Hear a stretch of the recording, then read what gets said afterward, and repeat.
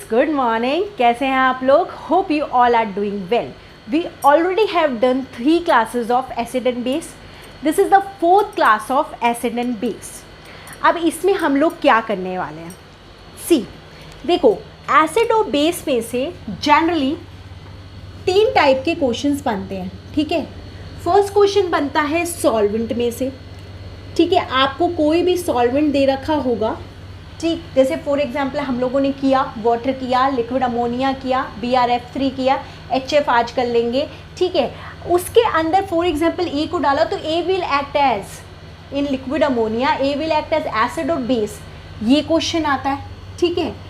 Second question आता है जो अभी हमने पिछली क्लास में ही किया, ऑक्सीडेंट एंड रिडक्टेंट, ठीक है, कि ऑक्सीडेंट बता दो, रिडक्टेंट बता दो कि water will behave as oxidant, reductant, acid, base, या कोई भी आ सकता है, उसकी जगह कोई और सॉल्वेंट आता है। कॉन्सेप्ट क्लियर होगा तो आप लोग कर लोगे।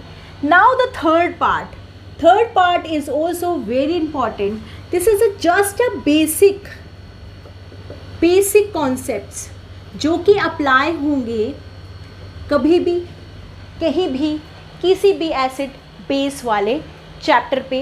इवन जो आज मैं ये करा रही हूँ, it is also a small part of GOC, general organic chemistry, जिसमें हम कार्बोकटायन और कार्बन आयन करते हैं, है ना।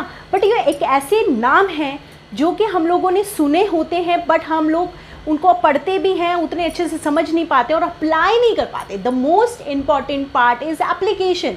अगर हम एप्लीकेशन ही नहीं कर पाएंगे तो उसको पढ़ के क्या फ़ायदा। तो आज मैं उन्हीं टॉपिक्स को इसमें करवाऊंगी, तो हमारा मेन एसिड एंड बेस आज ख़त्म हो जाएगा, ठीक है। कल में कुछ 1-2 सॉल्वेंट्स रह गए हैं, वो करवाऊंगी। उसके बाद we will take the previous year questions from 2011 to 2019, December 2019, yes. और हमें पता है दिसंबर 2019 में 6 मार्क्स का पूछा गया था। इवन जून 2019 में 4 क्वेश्चंस आए थे एसिड बेस से। तो it's a very important chapter, इतना इजी चैप्टर है कि अगर आप 1-2 घंटे भी इसको रिवाइज करते you will do it, okay. देखो, अब हमारा मतलब रह गया basic concept. Now get on these concepts है क्या? देखो, these are the basic concepts of GOC also, है ना, जनरल ऑर्गेनिक केमिस्ट्री। आप वहाँ पे भी इनको अप्लाई कर सकते हो, कार्बोकटायन में और कार्बन आयन में भी। क्या क्या कॉन्सेप्ट है उनको हम पढ़ेंगे, ठीक है, कि कौन कौन से हैं ये कॉन्सेप्ट्स। देखो, नंबर 1 इज़ ऑर्थो इफेक्ट। ये तो हमारा एसिड्स पे ही लगेगा, ortho effect. Second is annihilation effect, annihilation effect, okay. Third one is sir effect, SIR, sir, SIP, sip. ये अभी जैसे मैं एक्सप्लेन करूँगा SIP effect, I will give you the full form also, okay. इसके बाद we will move to conjugation and we will move to hydrogen bonding, जो कि हम लोग अपने 11th-12th में पढ़ते ही हैं, हाइड्रोजन बॉन्डिंग, ठीक है। एक एक कॉन्सेप्ट को लेंगे, साथ ही में उसके एग्जाम्पल्स लेंगे कि कहाँ पे ये अप्लाई हो रहा है, और मूव ऑन करेंगे। तो आज हम ये सारे के सारे कॉन्सेप्ट्स पढ़ने वाले। स्टार्ट करते हैं हम अपने सबसे पहले इफेक्ट से, दैट इज ऑर्थो इफेक्ट। देखो, ऑर्थो से ही पता चल रहा है कि ऑर्थो पोजीशन में कुछ ऐसा होने वाला है जिसके वजह से कुछ हो रही हैं चीज़ें। एक और बात नोट करेंगे कि ये दोनों इफेक्ट्स हैं अप्लाई होते हैं नॉर्मली एसिड्स के ऊपर, और ये वाले जो सर और SIP इफेक्ट है वो हमारा होता है बेस के ऊपर। और यहीं पे एक और भी मुझे एरो बनाना है, that is proton sponge. Proton sponge ये भी बहुत इंपॉर्टेंट है, ये भी बेस के ऊपर अप्लाई होता है, स्पंज, दिस इज स्पंज, और ये भी बेस के ऊपर अप्लाई होता है। ये तो हमारी जनरल अप्लाई होते हैं, ठीक है। तो इनको पढ़ते हैं। स्टार्ट करते हैं हम अपने ऑर्थो इफेक्ट से। देखो, ये सबसे important part, it is only applicable for carboxylic acid. सिर्फ ये कार्बोक्सिलिक एसिड पे ही एप्लीकेबल है, और किसी पे ये अप्लाई नहीं कर सकते हो कि अल्कोहल लगा हुआ है तो उस पर ऑर्थो इफेक्ट लगा दो, नो, ठीक है। Applicable only for carboxylic acid. ये क्या कहता है कि अगर ऑर्थो पोजीशन पे, इफ एट ऑर्थो पोजीशन, चाहे we have plus I group, चाहे we have minus I group, चाहे we have plus I group, acidity of the carboxylic acid will definitely increase. Acidity of carboxylic acid will definitely increase. अब ये ऐसा क्यों होता है भाई, ऐसा क्या हो जाता है, will definitely increase, क्योंकि हमें पता है एसिड्स क्या होते हैं जो H पॉजिटिव देते हैं, जनरल सा पड़ता है, ठीक है। एसिड्स क्या होते हैं जो H पॉजिटिव को रिलीज़ करता है। इसका मतलब क्या हुआ, जैसे COOH है वो H पॉजिटिव को कब रिलीज़ कर पाएगा, जब ये ऑक्सीजन इसके, क्योंकि इनके बीच में है 2 इलेक्ट्रॉन्स, अगर ये ऑक्सीजन ये भी इलेक्ट्रॉन को अपनी तरफ खींच ले, अब हाइड्रोजन के पास तो एक भी इलेक्ट्रॉन नहीं है, अब हाइड्रोजन H पॉजिटिव की फॉर्म में रिलीज़ हो जाएगा। मतलब कि यहाँ पे कोई एक ऐसा ग्रुप लगा दिया जाए या ये ऐसा खुद ग्रुप हो जो हाइड्रोजन के इलेक्ट्रॉन्स को अपनी तरफ खींच सके, इतना अच्छा इलेक्ट्रॉन नेगेटिव ग्रुप हो कि उसके इलेक्ट्रॉन को खींच लो और H पॉजिटिव को रिलीज़ कर दे।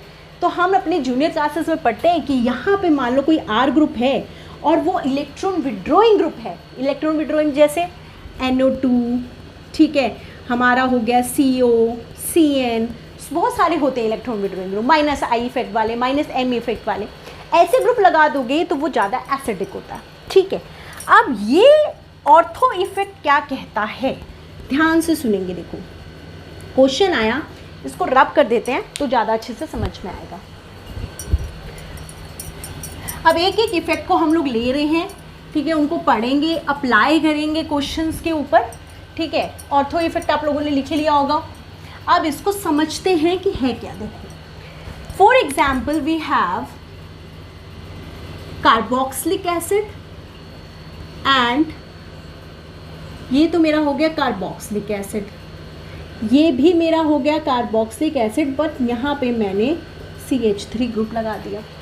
मैंने पूछा टेल मी कि in between A and B which one is more acidic, you will say कि this is having a plus I effect, क्योंकि ये तो इलेक्ट्रॉन डोनेटिंग ग्रुप है, तो ये तो इसकी डेंसिटी को बहुत ज़्यादा बढ़ा देगा, तो why it wants electron from hydrogen, ये क्यों चाहेगा हाइड्रोजन के electron, it will not lose H positive and it will be more acidic, क्योंकि यहाँ तो कोई ऐसा ग्रुप लगा नहीं हुआ, ये इसके इलेक्ट्रॉन को खींचेगा बेंजीन रिंग अपनी तरफ, ये अच्छे से इसको रिलीज कर देगा as H positive, but the answer will be wrong, this is called ortho effect. आप देखते हैं ध्यान से क्या है, देखो यहाँ पे है CH and this is also a H, ये है हमारा C डबल बॉन्ड O, यहाँ पे ONH। होता क्या है, ऑर्थो इफेक्ट ये कहता है, और स्पेशली इन कार्बोक्सिलिक एसिड, कि ये हाइड्रोजन और ये हाइड्रोजन या दिस पूरा ग्रुप, इन दोनों के बीच में होता है रिपल्शन।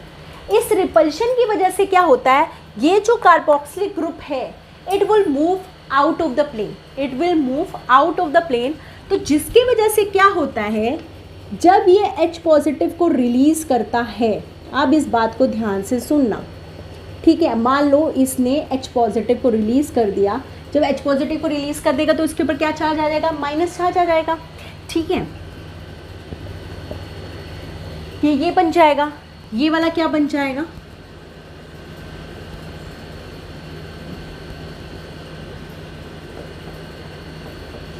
ठीक है, यहाँ पे कोई CH3 ग्रुप है नहीं।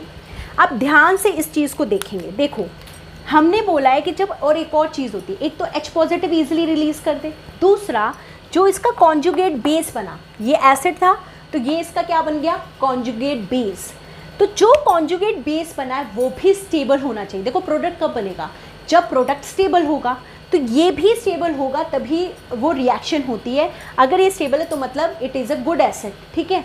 तो यहाँ देखो ध्यान से, आराम से देखना ध्यान से, ये जो नेगेटिव चार्ज है ये यहाँ पे डिलोकलाइज हो रहा है, ठीक है, तो ऑब्वियस है स्टेबिलिटी आ रही है, बट इसी मॉलिक्यूल में एक और चीज़ हो रही है, एक तो ये वाला प्रोसेस हो रहा है, ये हो रहा है 50%, साथ ही में ये जो ये डबल बॉन्ड है वो उसकी रिएक्शन यहाँ पे भी हो सकती है, वो रिंग में भी इन्वॉल्व हो सकता है ना, मतलब ये डबल बॉन्ड कॉन्जुगेशन में जा सकता है 2 वे में, एक तो इसके साथ और एक इस रिंग के साथ, मतलब यहाँ पे जो कॉन्जुगेशन हो रही है सिर्फ और सिर्फ 50% हो रही है, ठीक है।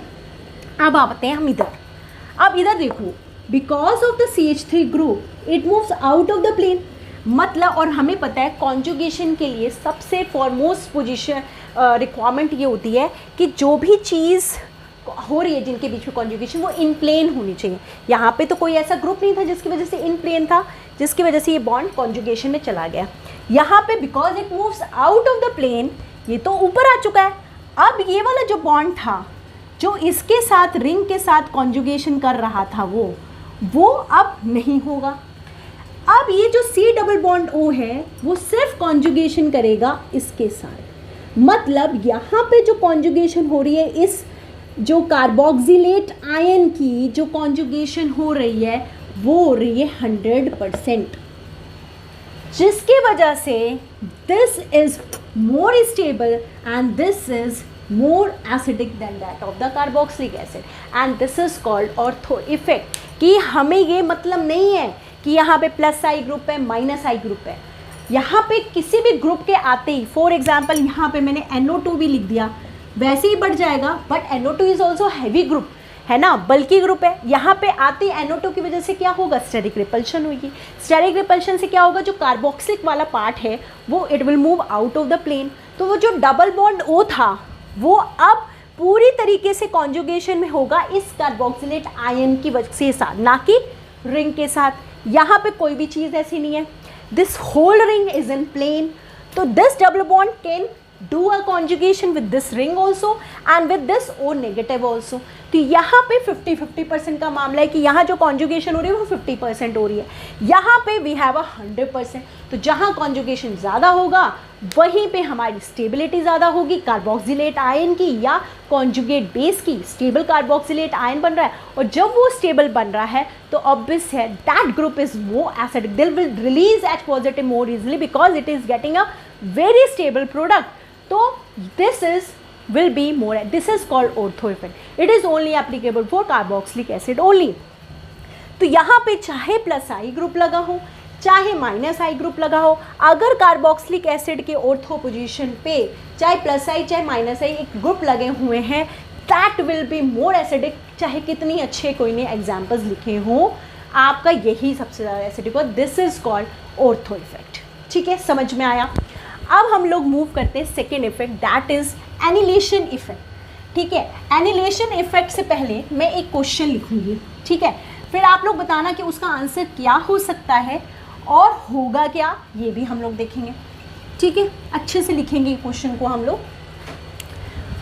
इससे पहले एक और चीज़ मैं लिख देती हूँ, बड़ा इसको ऐसे ब्रैकेट के फॉर्म में लिखेंगे हम लोग। पहले ये समझेंगे फिर उसके बाद मूव ऑन करते हैं। एहरी, ठीक है, ई का इतना काम नहीं होता, it is called electromeric effect. देखो हम लोग जीओसी पढ़ते हैं, क्या क्या पढ़ते हैं, इंडक्टिव इफेक्ट पढ़ते हैं, ठीक है, इलेक्ट्रोमेरिक इफेक्ट पढ़ते हैं, मिजोमेरिक इफेक्ट पढ़ते हैं। मिजोमेरिक को क्या बोलते हैं, रेजोनेंस इफेक्ट बोलते हैं, हाइपर कंजुगेशन पढ़ता है। ठीक है, तो ये वही इन शॉर्ट है। तो देखो इसका मतलब होता है एरोमेटिसिटी, ठीक है, इसका मतलब होता है एरोमेटिसिटी, इसका मतलब होता है इलेक्ट्रोमेरिक इफेक्ट, इलेक्ट्रोमेरिक इफेक्ट। मतलब जब भी आप किसी कार्बोकटायन या कार्बन आयन या एसिडिटी या बेसिसिटी देखोगे तो वहाँ पे प्रेफरेंस ऑर्डर क्या होना चाहिए, वो ये है। ठीक है, कि पहले आप देखोगे अगर कोई मतलब H पॉजिटिव रिलीज़ कर रहा है और जो रिंग है वो एरोमेटिक हो गई, तो वो तो भैया पहले नंबर पे एसिडिक होगी, क्योंकि वो एरोमेटिसिटी आ रही है। भाई एरोमेटिक का मतलब क्या है, वेरी स्टेबल कंपाउंड। ठीक है, तो सबसे पहले देखोगे एरोमेटिसिटी, इलेक्ट्रोमेरिक को हम इसमें नहीं लेते हैं। फिर आता है रेजोनेंस, देखेंगे कि कॉन्जुगेशन हो रहा है क्या, अगर कॉन्जुगेशन हो रहा है तो भी ज़्यादा है, इसी को बोल देते हैं मेसोमेरिक इफेक्ट। इसको बोलते हैं हाइपर कंजुगेशन। फिर अगर मान लो इन दोनों में से कोई इफेक्ट नहीं लग रहा तो हम देखेंगे क्या हाइपर कंजुगेशन लग रहा है, तो हाइपर कंजुगेशन को पहली प्रेफरेंस देंगे। इसके बाद इंडक्टिव, सबसे लास्ट में हम इंडक्टिव इफेक्ट को देखते हैं। मतलब इनमें से अगर कोई नहीं लग रहा तब हम देखते हैं inductive. This is Ehri, aromaticity पहले देखेंगे, फिर देखेंगे कि क्या इसमें प्लस एम माइनस एम लग रहा है, वो मैं समझाते हुए चलूँगी। ठीक है, हाइपर कंजुगेशन लग रहा है कि इंडक्टिव लग रहा है, ये है हमारा प्रेफरेंस ऑर्डर, ये होता है एहरी। ठीक है, इसको याद रखेंगे। अब हम लोग करते हैं वो क्वेश्चन।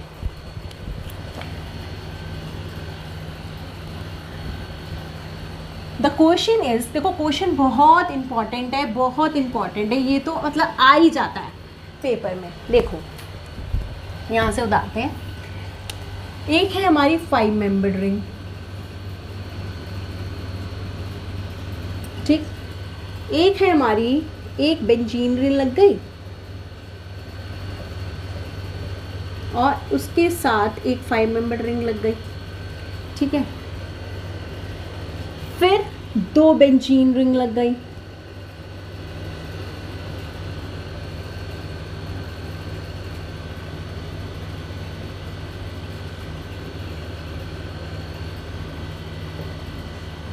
ठीक। अब क्वेश्चन आया कि ये बता दो कि इन तीनों में से सबसे ज़्यादा एसिडिक कौन है, ये क्वेश्चन आया। अब देखो ऑब्वियस सी बात है, ये हमारा यहाँ पे प्रोटॉन है जो H पॉजिटिव को जल्दी दे देगा और अपने ऊपर नेगेटिव चार्ज ले लेगा, और वो जो नेगेटिव चार्ज है अगर बहुत ज़्यादा स्टेबल होगा तो वो हमारा एसिडिक होगा। ये इसने रिलीज़ किया और यहाँ पे नेगेटिव चार्ज आ गया, यहाँ पे इसने ये H रिलीज़ किया और यहाँ पे नेगेटिव चार्ज आ गया, यहाँ पे इसने रिलीज़ किया और ये नेगेटिव चार्ज आ गया, ठीक है।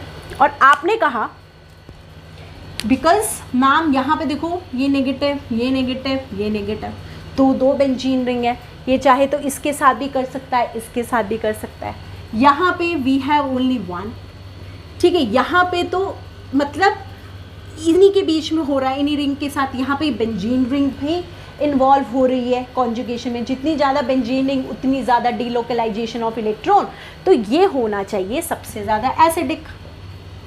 But this answer is absolutely wrong. क्यों? देखो, अब देखो मैंने कहा सबसे पहले एहरी लगाएंगे, एहरी का मतलब एरोमेटिसिटी, फिर लगाएंगे रेजोनेंस, रेजोनेंस का मतलब होता है कंजुगेशन। तो देखो एरोमेटिसिटी क्या होता है, देखो जैसे अगर H लगा हुआ था तब इसमें कितने पाई इलेक्ट्रॉन्स थे, हम देखो एक और तो एरोमेटिक कलर सबसे अच्छी ट्रिक होती है, odd number of pi bonds, odd number of pi bonds बहुत इंपॉर्टेंट है। सिर्फ बॉन्ड्स को गिनो, अगर ऑड हैं तो वो एरोमेटिक होता है कंपाउंड, वो क्या होता है एरोमेटिक। ये भी मैं करवाऊंगी बहुत डिटेल में, ये भी इन शॉर्ट ये देख लो। अगर odd number of pi bonds होते हैं, पाई बॉन्ड्स गिनो 1 और 2, 2 इवन, तो मतलब ये एरोमेटिक नहीं है। और अगर इवन होंगे तो एंटी एरोमेटिक, इवन होंगे तो anti aromatic, in short aromatic. Okay चलो, अब यहाँ पे मैंने देखा जब अभी H नहीं इसे रिलीज़ किया था, वी हैव 2, तो 2 मतलब even means it is anti aromatic. This is, यहाँ से एक ले लो, it is also anti aromatic, this is also anti aromatic. But जब इसने H को रिलीज़ किया, it will get a negative charge, और हमें पता है जो नेगेटिव चार्ज को हम 2 इलेक्ट्रॉन्स के फॉर्म में करते हैं, तो उसे हम एक पूरा बॉन्ड मानेंगे। तो आने से क्या हुआ, 1 2 3, it has 3 pi bonds, it has 3 pi bonds, so it become aromatic. Same here, ये निकालते 1 2 3, it is also aromatic, it is also aromatic, तीनों में एरोमेटिक है। कॉन्जुगेशन इधर ज़्यादा तो भाई हमने इनको एसिडिक दे दिया। But this is called annihilation effect. Annihilation effect क्या कहते हैं, सुनो, ये एरोमेटिक हो गया, ओके, अपने आप से हो गया, उसे किसी की रिक्वायरमेंट नहीं थी, किसी के डबल बॉन्ड की रिक्वायरमेंट नहीं थी, उसकी खुद की रिंग में डबल बॉन्ड प्रेजेंट थे। यहाँ पे अगर मैं इसको हटा दूँ, this benzene ring has 1 2 3, 3 pi bonds, 3 pi bonds, odd pi bonds, मतलब एरोमेटिक था बेचारा ये। अब क्या हुआ, जब मैंने इसमें पेंटा रिंग लगाई, इसने इसका बॉन्ड यहाँ पे भी शेयर करना पड़ गया इसको, ठीक है। जब ये अपना बॉन्ड इसको देगा तभी तो ये एरोमेटिक बनेगा। वैसे तो क्या होता है, ये पूरा एरोमेटिक था, पर जैसे ये वाली रिंग आई, इसको अपना बॉन्ड इसके साथ शेयर करना पड़ गया, मीन्स इसको अपनी एरोमेटिसिटी शेयर करनी पड़ गई। मतलब इस पेंटा रिंग के लगते ही इसकी एरोमेटिसिटी घट गई, ठीक है। अब यहाँ पे क्या हुआ, यहाँ तो एक ही बेंजीन रिंग की बेचारे की डिक्रीज हुई थी, यहाँ तो 2 रिंग्स आ गई, दोनों रिंग्स की बेचारों की एरोमेटिसिटी घट गई। तो एनिलेशन इफेक्ट क्या कहता है, इन अ फ्यूज्ड रिंग सिस्टम, है ना, फ्यूज्ड रिंग, देखो फ्यूज्ड है ये एक दूसरे से बिल्कुल फ्यूज्ड, फ्यूज का मतलब होता है कि कॉमन हो जाए बॉन्ड की उनके बीच में। In fused ring system, if the ring is aromatic, the aromaticity decreases as we increases the group. यहाँ पे एरोमेटिसिटी क्या हो गई, अगर बेंजीन इंडिविजुअल थी वो पूरी एरोमेटिक थी, बट पेंटारिंग के आते ही हाँ माना कि इसमें एरोमेटिसिटी आ गई, बट ये एरोमेटिसिटी आई कैसे, जब इसने इसका डबल बॉन्ड लिया है ना, तो इसने इसकी एरोमेटिसिटी को कम कर दिया, इसने भाई साहब ने और कम कर दिया, एक और बेंजीन रिंग लगा दो और कम हो जाएगी। तो aromaticity decreases. So if aromaticity decrease, it doesn't want कि तुम भाई अपने H पॉजिटिव को लूज करो, मेरी एरोमेटिसिटी मुझसे ले लो। भाई कोई चीज़ स्टेबल थी वो अपनी स्टेबिलिटी देना चाहेगा, नो। तो इसलिए वहाँ पे निकालना is very tough as compare to this one. तो answer will be this is more aromatic, this is less aromatic, this is very less aromatic, less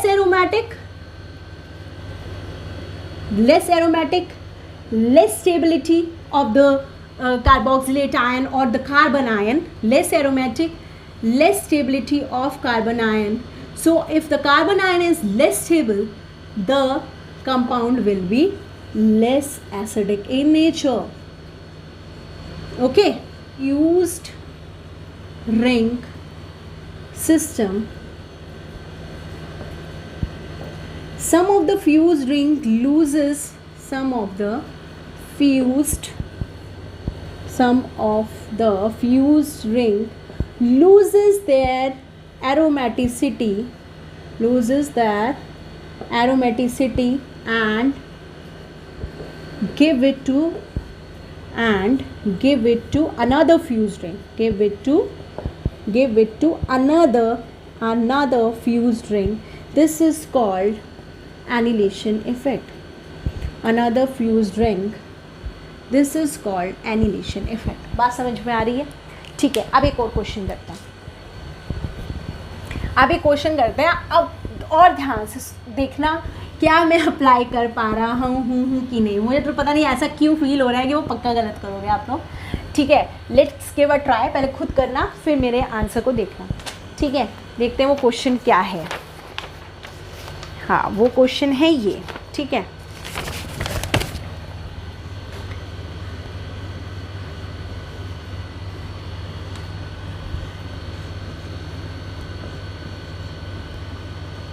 यहाँ पे H लगा हुआ है।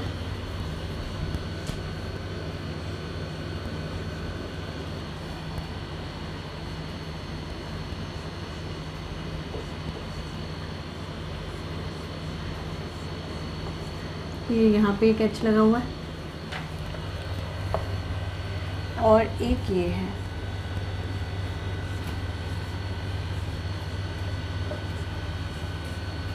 ठीक है, CH3 करेंगे हम इसको ना, CH3। अब ये ABC दे रखे हैं आपके पास। अब आप मुझे बता दो कौन सबसे ज़्यादा एसिडिक होगा।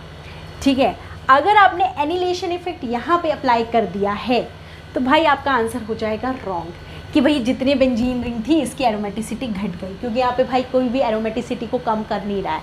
यहाँ पे अगर H पार्ट निकलेगा, यहाँ पे नेगेटिव चार्ज आ जाएगा। ठीक है, यहाँ पे निकलेगा, इसके ऊपर आ जाएगा नेगेटिव चार्ज, यहाँ पे निकलेगा तो इसके ऊपर आ जाएगा नेगेटिव चार्ज। यहाँ कोई एनिलेशन इफेक्ट नहीं है, क्योंकि annihilation effect is only applicable for fused rings. यहाँ पे कोई भी फ्यूज्ड रिंग नहीं है, तो यहाँ पे उल्टा हो जाएगा।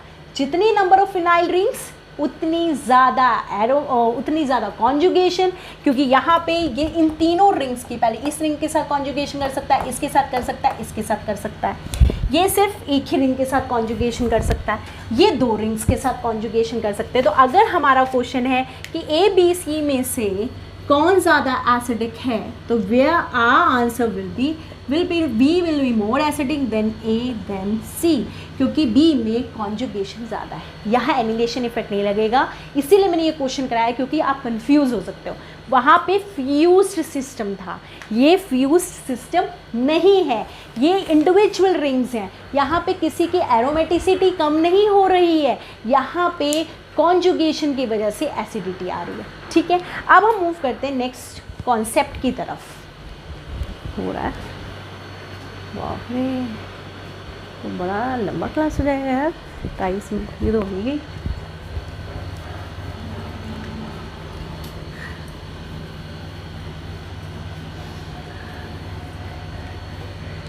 Okay, let's move to the another concept that is, इनको दोनों को साथ में समझेंगे, ठीक है, that is SIR effect, SIP effect. इससे हम BCCT को एक्सप्लेन करते हैं, ठीक है, दोनों में BCCT एक्सप्लेन्स। इसमें होता क्या है, BCCT इंक्रीजेस, इसमें क्या होता है, BCCT डिक्रीजेस,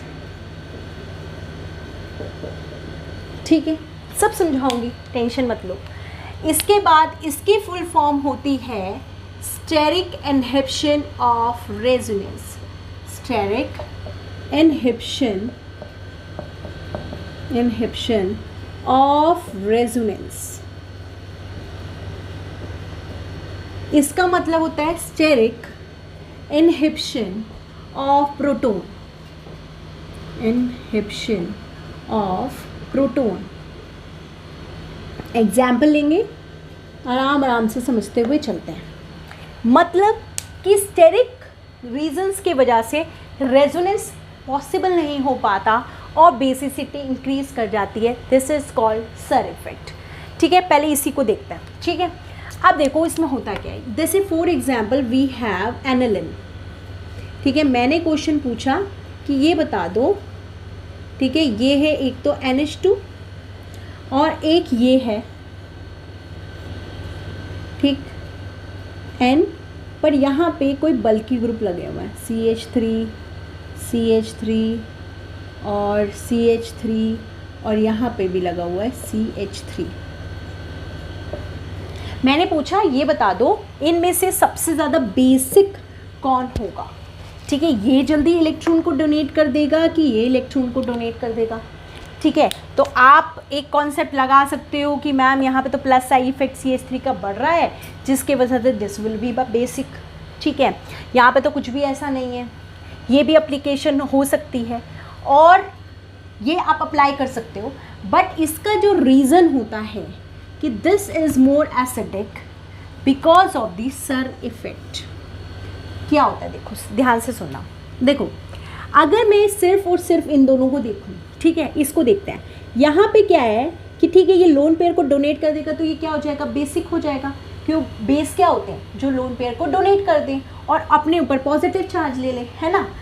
आपने इसको यहाँ पे दिया, ये लोन पेयर यहाँ पे रिंग में भी कॉन्जुगेशन में है, तो मतलब these are not so easily available for the donation, ठीक है। सेम हेयर ऑल्सो, ये भी डोनेशन के लिए यहाँ पे अप्लाइड है, ठीक है। अब बस ये देखना है कि दोनों में रेजोनेंस हो रही है, बट फिर भी इन दोनों में से कौन जल्दी lone pair of electrons they देगा, ठीक है, ये हमें देखना है। अब होता क्या है, सर इफेक्ट क्या कहता है कि अगर यहाँ पे ऑर्थो पोजीशन पे अगर बल्कि ग्रुप लगा है, ऑर्थो पोजीशन पे प्लस नाइट्रोजन के ऊपर भी, जैसे NH2 अगर है और यहाँ CH3 ग्रुप है, फॉर एग्जांपल ये हमारे को दे रखा है, जैसे यहाँ पे NH2 है और यहाँ पे CH3, तब सर इफेक्ट नहीं लगेगा। सर इफेक्ट कब लगेगा, जब ऑर्थो पोजीशन पे प्लस जो नाइट्रोजन के ऊपर जो ग्रुप्स हैं दोनों जब बल्कि होंगे तो होगा क्या, because of the steric repulsion it will moves out of the plane, जैसे कार्बोक्सिलिक एसिड में पढ़ा था, and when it moves out of the plane these lone pair are not available for the resonance, क्योंकि resonance के लिए तो plane में चाहिए और अब नाइट्रोजन ऊपर निकल चुका है तो उसके lone pair are easily available for the donation, so this is more acidic as compare to aniline, this is called sir effect. फिर से सुन लो क्या इफेक्ट होता है ये, स्टेरिक इनहिबिशन ऑफ रेजोनेंस, मतलब स्टेरिक कारण की वजह से रेजोनेंस नहीं हो पा रहा, और ये कब एप्लीकेबल होगा, it is applicable only when both the groups are bulky, when both the groups, both the ortho position और nitrogen के ऊपर both the groups on nitrogen as well as on ortho are bulky, जब दोनों के दोनों group बल्कि होंगे तब ये एप्लीकेबल होगा। बल्कि मतलब ऑर्थो पोजीशन पे होना चाहिए CH3 ग्रुप, NO2 ग्रुप या फिर हो सकता है ब्रोमीन, आयोडीन, क्लोरीन। सिर्फ ये अगर ग्रुप होंगे तब हम उनको मानेंगे बल्कि। अगर मान लो कोई भी ऑर्थो पोजीशन पे बल्कि ग्रुप नहीं है और यहाँ पे मान लो ये लगे हुए, तब भी एप्लीकेबल नहीं होगा। मतलब स्मॉलर ग्रुप्स कौन कौन से, जैसे फ्लोरीन, हाइड्रोजन, ड्यूटेरियम, ठीक है, ये वाले OCH3, ये जो ग्रुप अगर लगे होंगे ऑर्थो पोजीशन पे तब ये रूल अप्लाई नहीं होगा, तब ये रूल अप्लाई नहीं होगा। उनके वजह से स्टेरिक रिपल्शन नहीं होगी, उसके वजह से it will not move out of the plane.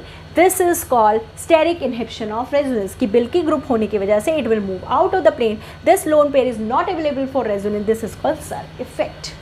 अब आते हैं स्टेरिक इनहिबिशन ऑफ प्रोटॉन। मतलब ये क्या होता है स्टेरिक इनहिबिशन ऑफ प्रोटॉन? देखो, जो स्टेरिक इनहिबिशन ऑफ प्रोटॉन मतलब प्रोटॉन को नहीं अंदर आने दे रहा, this is called steric inhibition of proton. ये देखो कहाँ होता है, ये तब होता है, देखो इसको बहुत आराम से 2 बार पढ़ोगे ना तब समझ में आएगा कि क्या, कि जैसे यहाँ पे NH2 ग्रुप था, यहाँ पे CH3 ग्रुप था। मैंने पहले बताया कि चाहे यहाँ बल्कि ग्रुप लगाओ, पर यहाँ पे अगर बल्कि ग्रुप नहीं लगा है तो हम इसके ऊपर SR इफेक्ट तो नहीं लगा सकते। अब इस यहाँ पे क्या होगा, अब इतनी रिपल्शन इसको फील नहीं होगी। ये लोन पेयर यहाँ पे रेजोनेंस में भी अवेलेबल है और डोनेशन के लिए भी अवेलेबल है, पर होगा क्या भाई, रिपल्शन तो ये करेगा क्योंकि ये बड़ा ग्रुप है। ऐसा नहीं है कि ये स्मॉलर ग्रुप है, हाँ ये है कि इसको रिंग के बाहर नहीं फेंकेगा, बट रिपल्शन तो ये कर रहा है। तो होगा क्या भाई, ये लोन पेयर ऑफ इलेक्ट्रॉन किसको डोनेट करेगा, H+ को करेगा ना, ठीक है। तो होगा क्या कि ये मिथाइल ग्रुप इस अपकमिंग प्रोटॉन को स्टेरिक इनहिबिशन प्रोवाइड करता है, जिसकी वजह से ये प्रोटोनेशन के लिए अवेलेबल नहीं हो पाता, जिसकी वजह से इसकी बेसिसिटी डिक्रीज हो जाती है। This is called steric inhibition of proton. ध्यान से देखो, यहाँ पे क्या था कि दोनों ग्रुप बल्कि होंगे तो it will move out of the plane. Resonance में लोन पेयर अवेलेबल नहीं है, this lone pair are only available for donation of proton, so its basicity increases. But यहाँ पे क्या था, यहाँ पे वी डोंट हैव अ बल्कि ग्रुप, हमारे पास कोई बल्कि ग्रुप नहीं था, ठीक है। अब ये lone pairs are available for the donation, but ये जो मिथाइल ग्रुप था वो स्टेरिक इनहिबिशन प्रोवाइड करेगा अपकमिंग प्रोटॉन को, जिसके वजह से ये यहाँ नहीं आ पाएगा, जिसकी वजह से यहाँ पे बेसिसिटी डिक्रीज हो जाएगी। तो अगर यहाँ पे क्वेश्चन पूछा गया कि इसमें और इसमें, मतलब एक तो एनालिन ग्रुप है और एक में यहाँ पे CH3 ग्रुप है, तो इन दोनों में से कौन ज़्यादा बेसिक है, तो यू विल आंसर दिस। इसे अपनी नोटबुक में स्टार मार्क करके लिख लो, क्योंकि ये बहुत इंपॉर्टेंट पार्ट है। यहीं पे अगर H की जगह मिथाइल ग्रुप लग जाता तो it will move out and this will become more basic, but here it is this is more basic, है ना, क्योंकि यहाँ तो इसको आने नहीं देगा ये, ठीक है। तो इसको बहुत ध्यान से हम पढ़ेंगे। अब हम लास्ट टॉपिक इस क्लास में से जाते हैं, ठीक है, फिर मूव ऑन करते हैं। नेक्स्ट है प्रोटॉन स्पंज। देखो ये इतनी इंपॉर्टेंट टॉपिक है ना, ये आप कार्बन एंड कार्बोकैटायन पे भी लगा सकते हो, ठीक है। ये आप एसिडिटी बेसिसिटी का तो ये है ही है, ये मेन टॉपिक तो एसिडिटी बेसिसिटी का ही है। नेक्स्ट इज प्रोटॉन स्पंज, बहुत इंपॉर्टेंट है ये। प्रोटॉन स्पंज होता क्या है, जैसे 2 फ्यूज रिंग्स में 2 फ्यूज रिंग्स हो बेंजीन की ही, यहाँ पे एक नाइट्रोजन ग्रुप लगा है with the lone pair of electron and H and H, here also we have nitrogen and it is this। ये क्या कहता है, देखो अगर ये ग्रुप एक ऐसा ही ग्रुप है, तो अब एक बात देखो, ये 2 लोन पेयर आपस में रिपल्शन करेंगे तो इसकी वजह से इनमें स्टेबिलिटी तो है नहीं। तो ये लोग क्या करेंगे कि कोई भी नाइट्रोजन चाहिए, ये सोचेंगे यार एक को डोनेट कर दो, अगर डोनेट कर दोगे तो हमें स्टेबिलिटी आ जाएगी, क्योंकि अभी तो हमारे ग्रुप के अंदर 2 लोन पेयर जिसकी वजह से रिपल्शन हो रही है, बहुत लड़ाई झगड़ा हो रहा है हमारे घर में। तो होगा क्या, जैसे ही H पॉजिटिव इनको मिलेगा, इनमें से कोई भी एक नाइट्रोजन अपने लोन पेयर ऑफ इलेक्ट्रॉन इनको डोनेट कर देंगे, तो होगा क्या, यहाँ पे ये बन जाएगा ऐसे, 2 बेंजीन रिंग हैं, ठीक, ये नाइट्रोजन पे N आ गया, ये H, ये H और इस पे आया पॉजिटिव चार्ज, और ये N, ये लोन पेयर ऑफ इलेक्ट्रॉन, और ये H और ये H। अब और क्या होगा, ये H और ये लोन पेयर, क्योंकि हमें पता है लोन पेयर थोड़ा सा इलेक्ट्रोनेगेटिव नेचर का होता है, इनके बीच में आ जाएगी हाइड्रोजन बॉन्डिंग। अब ये हो गए वेरी स्टेबल, क्योंकि तो हाइड्रोजन बॉन्डिंग हो गई, ठीक है। सेकेंडली जो रिपल्शन थी between the 2 lone pair of electrons वो डिक्रीज हो गई, ठीक है, जिसके वजह से this group is very very very basic in nature. This is called proton sponge, मतलब प्रोटोन के आने से this group gains the stability because of having hydrogen bonding, and the repulsion between the 2 lone pairs is also get decreased. So this group now becomes very stable and this process is called proton sponge, ठीक है। अब एक और question करते हैं इसी के साथ, और मुझे बताना कौन ज़्यादा एसिडिक और बेसिक होगा, ठीक है। ये है,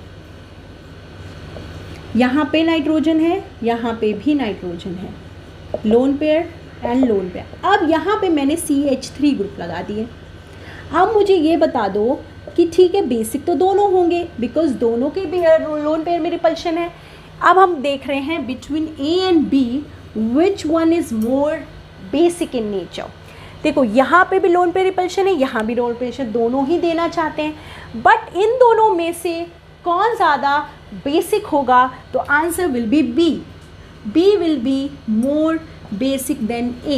Why? Because of the plus I effect of the CH3, ये लोन पेयर की इलेक्ट्रॉन डेंसिटी को बहुत ज़्यादा बढ़ा देंगे, and they will wants to donate their lone pair to proton को ये जल्दी जल्दी देना चाहेंगे, तो इसकी वजह से these are the more basic in nature.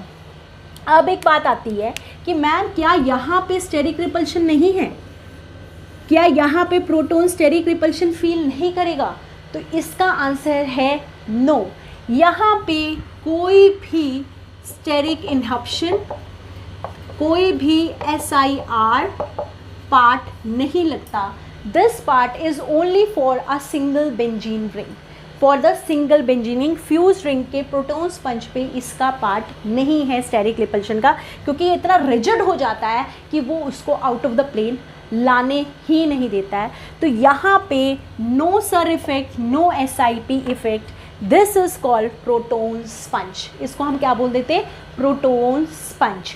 तो हो क्लास आपको ये सारी बातें, और कॉन्जुगेशन तो आपको पता है, हाइड्रोजन बॉन्डिंग तो आपको पता है। देखो कॉन्जुगेशन से क्या होता है, जितना ज़्यादा कॉन्जुगेशन होगा उतनी ज़्यादा एसिडिटी बढ़ेगी।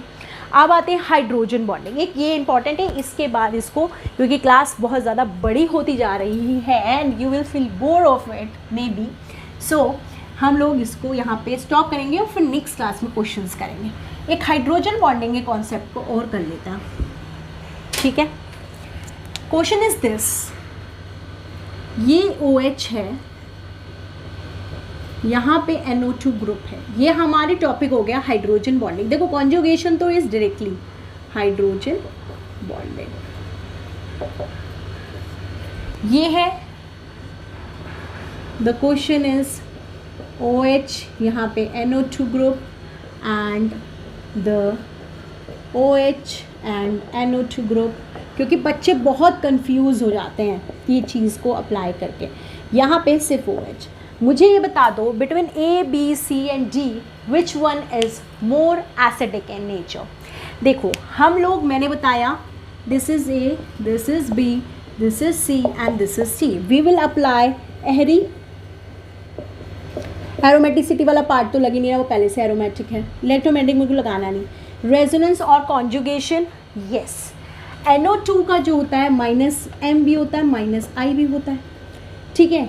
यहाँ पे, और ये भी हम अपनी जूनियर क्लासेस में करते हैं कि ऑर्थो और पैरा पोजीशन पे, इसको अगर नहीं आपको पता तो लिख लें, ऑर्थो और पैरा पोजीशन पे हमारा M और I इफेक्ट दोनों वर्क करते हैं, चाहे +M हो चाहे -I हो। मेटा पोजीशन पे सिर्फ और सिर्फ हमारा इंडक्टिव इफेक्ट वर्क करता है। चाहे वो प्लस हो चाहे वो माइनस हो. This is very important. तो यहाँ पे we have only minus I group, मतलब माइनस आई इफेक्ट. यहाँ पे minus M minus I, and here no minus I minus M. Acidity मुझसे मैंने पूछी है, तो जितना ज़्यादा माइनस एम माइनस होगा उतना अपने तरफ इलेक्ट्रॉन को पुल करेगा, उतना ज़्यादा इसको क्या कहते हैं इलेक्ट्रॉन डेफिशिएंट करेगा, उतना ज़्यादा इलेक्ट्रॉन डेफिशिएंट करेगा H पॉजिटिव को रिलीज़ करेगा. तो उस हिसाब से my answer should be A then C then B then D, क्योंकि यहाँ पे माइनस आई लग रहा है, यहाँ पे मैंने बी लिख दिया, ये मेरा सबसे आखिरी में, क्योंकि ना माइनस आई ना minus M B. But the answer is wrong. अब now why you are making my answer wrong? I have put on the whole the great concepts here in it. The answer is because here we have hydrogen bonding. इसका structure ऐसा होता है, इसके negative और इसके बीच में we have a hydrogen bonding. तो hydrogen bonding की वजह से, और देखो हाइड्रोजन बॉन्डिंग की दो फोरमोस्ट कंडीशंस होती हैं. एक तो ये NH के बीच में हो सकता है, OH के बीच में हो सकता है, और FH के बीच में होता है. पहला ये पहली है कि ये होंगे तब हाइड्रोजन बॉन्डिंग होगी. नेक्स्ट है कि 6 मेंबर्ड रिंग बननी चाहिए. 6 मेंबर्ड रिंग इज फॉर्म, क्योंकि एक और क्वेश्चन है जिसमें हाइड्रोजन बॉन्डिंग लगाओगे पर वहाँ लगेगी नहीं. ठीक है, वो मैं कल कराऊंगी. यहाँ पे we have 1 2 3 4 5 and 6 membered ring, और the bond is forming between HNO ONH, तो हाइड्रोजन बॉन्डिंग होगी. अब हाइड्रोजन बॉन्डिंग की वजह से ये इसको अच्छे से होल्ड कर लेगा. माइनस एम माइनस आई तो लगा रहा है, बट हाइड्रोजन बॉन्डिंग भी है जिसकी वजह से ये अच्छे से इसको लूज नहीं कर पाएगा. तो इसमें क्या हो जाएगा, जो पैरा वाला है, the C will be more acidic than A then B and then D. This will be your answer. This is the concept of hydrogen bonding, कि अगर हाइड्रोजन बॉन्डिंग आ गई मॉलिक्यूल के अंदर तो वो प्रोटॉन को अच्छे से अट्रैक्ट करके रखेगा, स्ट्रांगली बाउंड करके रखेगा, उसे लूज नहीं होने देगा, जिसकी वजह से वो थोड़ा सा लेस एसिडिक हो जाएगा as compare to the para one which is having both the minus M and minus I effect.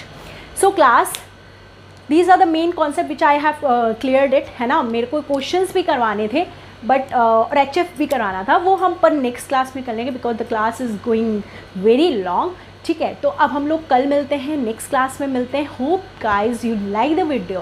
Please love the channel. If you love the channel, if you like the channel, please like and subscribe. Thank you so much.